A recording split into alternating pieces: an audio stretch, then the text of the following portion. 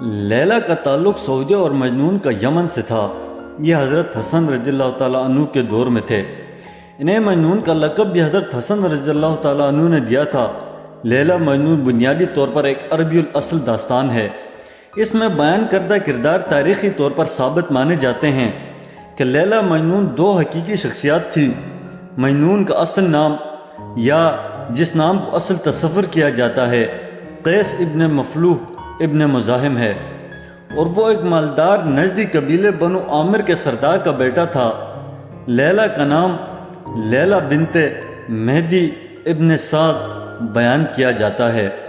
نظامی Ganjavi کے قصے لیلا مجنون کے مطابق لیلا اور مجنون بچپن میں ایک ہی مدرسے میں پڑھنے جاتے تھے، تب ہی ان میں باہمی تعلق پیدا ہوا۔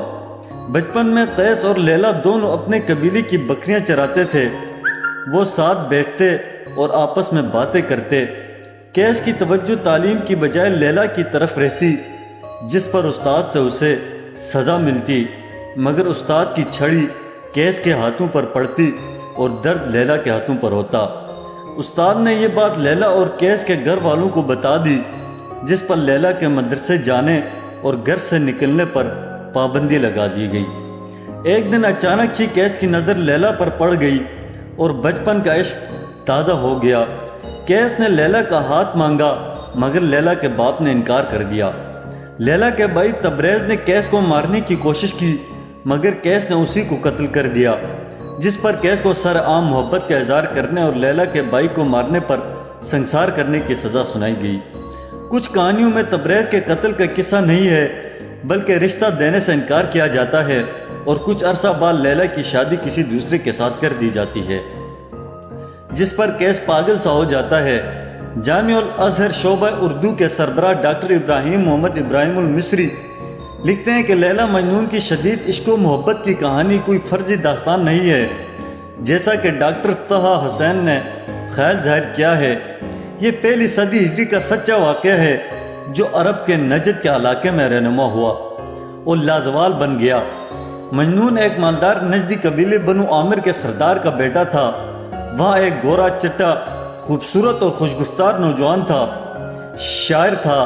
قیس نے لیلا پر شاعری کرتے ہوئے ایک جگہ لکھا ہے، ترجمہ وہ ایک چاند ہے جو ایک سرد رات میں آسمان کے وسط میں چمک رہا ہے۔ وہ نہایت حسین ہے، اس کی آنکھیں اس قدر سیاہ ہیں کہ انہیں سرمے کی ضرورت نہیں۔ قیس کے والدین اپنے خاندان کے ساتھ لیلا کے والد کے پاس گئے اور لیلا کا رشتہ مانگا۔ لیلا کے ماں باپ کو داغ بدنامی گوارا نہ ہوا اور انہوں نے رشتہ دینے سے انکار کر دیا۔ اسی دوران قبیلہ ثقیف کی ایک نوجوان نے بھی، جس کا نام برد تھا، لیلا کو شادی کا پیغام دیا۔ لیلا کے والد نے یہ رشتہ قبول کر لیا۔ قیس اس قدر مضطرب ہوا کہ وہ بیمار ہو گیا۔ اس کے والدین نے چاہا کہ وہ اپنے قبیلے کے کسی اور خوبصورت لڑکی سے شادی کر لے، مگر اب قیس لیلا کی محبت میں اتنی دور نکل گیا تھا کہ اب واپسی ممکن نہیں تھی۔ رفتہ رفتہ قیس کی حالت ایسی ہو گئی کہ اسے اپنے تن بدن کا ہوش نہ رہا۔